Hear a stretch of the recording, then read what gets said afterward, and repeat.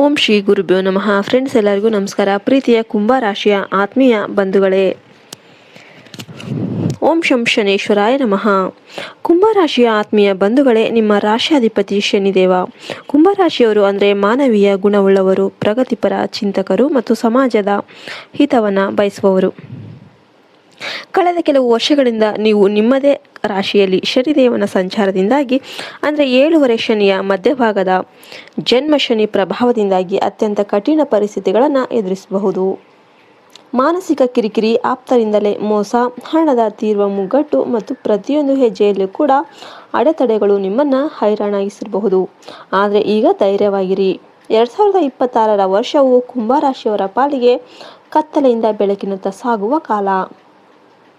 ಶನಿದೇವನು ನಿಧಾನವಾಗಿ ನಿಮ್ಮ ರಾಶಿಯಿಂದ ಹೊರಬರೋದಕ್ಕೆ ಸಿದ್ಧನಾಗುತ್ತಿದ್ದು, ನಿಮ್ಮ ಜೀವನದಲ್ಲಿ ಇದುವರೆಗೂ ಅನುಭವಿಸಿದ ಕಷ್ಟಗಳಿಗೆ ಈಗ ಪರಿಹಾರ ಅನ್ನೋದು ಸಿಗುತ್ತೆ.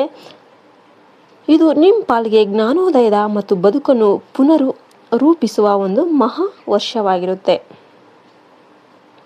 ವೃತ್ತಿ ಜೀವನದ ದೃಷ್ಟಿಯಿಂದ 2026 ಜೂನ್ ನಂತರ ಕುಂಭರಾಶಿಯವರಿಗೆ ಅತ್ಯಂತ ಮಹತ್ವದ ತಿರುವು ಅನ್ನೋದು ನೀಡುತ್ತೆ. ಇದುವರೆಗೆ ಕೆಲಸದಲ್ಲಿ ಎಷ್ಟೇ ಪ್ರಯತ್ನ ಪಟ್ಟರೂ ಕೂಡ ನಿಮಗೆ ಸಿಗಬೇಕಾದ ಕ್ರೆಡಿಟ್ ಸಿಗದೆ ಅಥವಾ ನಿಮ್ಮ ಸ್ಥಾನಮಾನಕ್ಕೆ ಧಕ್ಕೆ ಬಂದಿರಬಹುದು.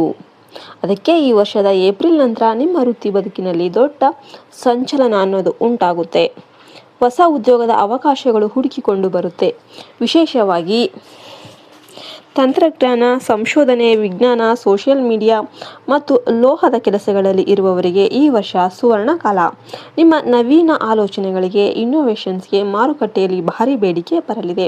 ವ್ಯಾಪಾರಸ್ಥರಿಗೆ ಹಳೆಯ ನಷ್ಟಗಳನ್ನು ಸರಿಪಡಿಸಿಕೊಳ್ಳೋದಕ್ಕೆ ಈ ವರ್ಷ ಉತ್ತಮ ಅವಕಾಶ ಅನ್ನೋದು ನೀಡಲಿದೆ.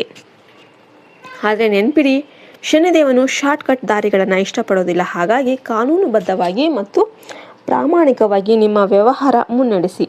ಆರ್ಥಿಕವಾಗಿ ಕುಂಭರಾಶಿಯವರಿಗೆ ಈ ವರ್ಷ ಚೇತರಿಕೆಯ ವರ್ಷ ಆಗಲಿದೆ. 7 ಶನಿಯ ಪ್ರಭಾವದಿಂದಾಗಿ ನಿಮ್ಮ ಹಣವು ಆಸ್ಪತ್ರೆ ಅಥವಾ ಅನಗತ್ಯ ವಿವಾದಗಳಿಂದಾಗಿ ವ್ಯಯ ಆಗಿರಬಹುದು. ಆದರೆ 2026ರಲ್ಲಿ ನಿಮ್ಮ ಆದಾಯದ ಹರಿವು ಅನ್ನೋದು ಸ್ಥಿರವಾಗಿರುತ್ತೆ. ಒಂದಕ್ಕಿಂತ ಹೆಚ್ಚು ಮೂಲಗಳಿಂದ ಧನ ಲಾಭವಾಗುವ ಯೋಗ ಇದೆ. ನೀವು ಹೊಸ ಆಸ್ತಿ ಅಥವಾ ಮನೆಯನ್ನು ಖರೀದಿ ಮಾಡೋದಕ್ಕೆ ಯೋಚನೆ ಮಾಡ್ತಿದ್ರೆ ಈ ವರ್ಷದ ದ್ವಿತೀಯಾರ್ಧದಲ್ಲಿ ಜೂನ್ ನಂತರ ಈ ಕನಸು ಅನ್ನೋದು ನನಸಾಗುತ್ತೆ. ಶೇರ್ ಮಾರ್ಕೆಟಲ್ಲಿ ದೀರ್ಘಕಾಲದ ಹೂಡಿಕೆ ಮಾಡುವವರಿಗೆ ಈ ವರ್ಷ ಲಾಭದಾಯಕವಾಗಿರುತ್ತೆ. ಆದರೆ ಯಾರಿಗಾದರೂ ದೊಡ್ಡ ಮೊತ್ತದ ಹಣ ಕೊಡೋದಕ್ಕೆ, ಸಾಲ ಕೊಡೋದಕ್ಕೆ ಅದಕ್ಕಿಂತ ಮುಂಚೆ ನೀವು ಎಚ್ಚರವಾಗಿರಬೇಕಾಗುತ್ತೆ. ಯಾಕೆಂದರೆ ಕೊಟ್ಟ ಹಣ ವಾಪಸ್ ಬರೋದು ವಿಳಂಬ ಆಗಬಹುದು. ನಿಮ್ಮ ಹಣಕಾಸಿನ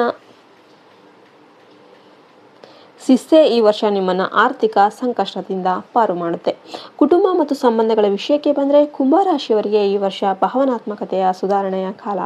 ಕಳೆದ ಕೆಲವು ಸಮಯದಿಂದ ಕುಟುಂಬದ ಸದಸ್ಯರ ನಡುವೆ ಇದ್ದ ಅಪನಂಬಿಕೆ ಮತ್ತು ದೂರವು ಈಗ ಮಾತುಕತೆಯ ಮೂಲಕ ಸರಿಯಾಗುತ್ತೆ.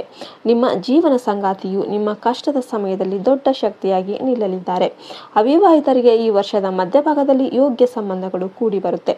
ಪ್ರೇಮ ಜೀವನದಲ್ಲಿ ಇರುವವರಿಗೆ ಮನೆಯವರ ಸಮ್ಮತಿ ಸಿಗುವ ಯೋಗ ಇದೆ. ಮಕ್ಕಳ ಆರೋಗ್ಯ ಅಥವಾ ಅವರ ವರ್ತನೆಯ ಬಗ್ಗೆ ಇದ್ದ ಆತಂಕ ದೂರವಾಗುತ್ತೆ. ಸಮಾಜದಲ್ಲಿ ನಿಮ್ಮ ಗೌರವ ಹೆಚ್ಚಾಗುತ್ತೆ ಮತ್ತು ನಿಮ್ಮ ಹಳೆಯ ಮಿತ್ರರು ಮತ್ತೆ ನಿಮ್ಮ ಹತ್ತಿರ ಬರ್ತಾರೆ. ಆದರೆ ಯಾರನ್ನೂ ಕೂಡ ಅಂದವಾಗಿ ನಂಬೇಡಿ. ನಿಮ್ಮ ವೈಯಕ್ತಿಕ ವಿಚಾರಗಳನ್ನು ರಹಸ್ಯವಾಗಿಡೋದು ಒಳ್ಳೆಯದು. ಆರೋಗ್ಯದ ವಿಷಯದಲ್ಲಿ ಕುಂಭರಾಶಿಯವರು ಅತಿಯಾದ ಆಲೋಚನೆಯನ್ನು ಬಿಡಬೇಕು. ಜನ್ಮ ಶನಿಯ ಪ್ರಭಾವದಿಂದಾಗಿ ನಿದ್ರಾಹೀನತೆ, ಮಾನಸಿಕ ಒತ್ತಡ ಅಥವಾ ಕಾಲಿನ ನೋವು ಕಾಣಿಸಿಕೊಳ್ಳಬಹುದು.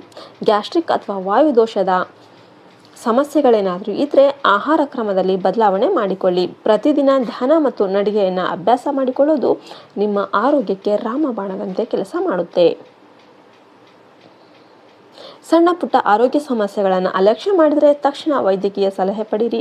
ಕುಂಭರಾಶಿಯವರು ಹೆಚ್ಚಾಗಿ ಜನರ ನಡುವೆ ಇರೋದಕ್ಕೆ ಇಷ್ಟಪಡ್ತಾರೆ.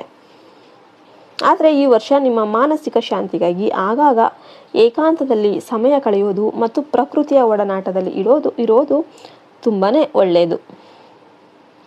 ವಿದ್ಯಾರ್ಥಿಗಳಿಗೆ ಈ ವರ್ಷ ನಿರಂತರ ಅಧ್ಯಯನದಿಂದ ಮಾತ್ರ ಯಶಸ್ಸು ಅನ್ನೋದು ಸಾಧ್ಯವಾಗುತ್ತೆ. ಶನಿದೇವನು ನಿಮ್ಮನ್ನು ಪರೀಕ್ಷೆ ಮಾಡ್ತಾನೆ ಹೊರತು ನಿಮಗೆ ಸೋಲು ಕೊಡೋದಿಲ್ಲ. ಏಕಾಗ್ರತೆಯ ಕೊರತೆ ಅನ್ನೋದು ಕಾಡಬಹುದು, ಆದರೆ ಶಿಸ್ತುಬದ್ಧ ಓದು ನಿಮ್ಮನ್ನು ಗೆಲ್ಲಿಸುತ್ತೆ. ತಾಂತ್ರಿಕ ಶಿಕ್ಷಣ ಪಡೆಯುತ್ತಿರುವ ವಿದ್ಯಾರ್ಥಿಗಳಿಗೆ ಈ ವರ್ಷ ಇಂಟರ್ನ್ಶಿಪ್ ಅಥವಾ ಕ್ಯಾಂಪಸ್ ಸೆಲೆಕ್ಷನ್ನಲ್ಲಿ ಶುಭ ವಾರ್ತೆ ಅನ್ನೋದು ಸಿಗುತ್ತೆ. ಉನ್ನತ ವ್ಯಾಸಂಗಕ್ಕೆ ವಿದೇಶಕ್ಕೆ ಹೋಗುವ ಒಂದು ಹಂಬಲ ಇದ್ದರೆ ದಾಖಲೆಗಳ ವಿಚಾರದಲ್ಲಿ ಯಾವುದೇ ತಪ್ಪು ಮಾಡಬೇಡಿ. ಶ್ರಮ ಪಟ್ಟರೆ ಫಲ ಖಂಡಿತ ಎಂಬ ಒಂದು ಮಂತ್ರವನ್ನು ನೆನಪಿಡಿ. ಶನಿದೇವನ ಕೃಪೆ ಪಡೆಯೋದಕ್ಕೆ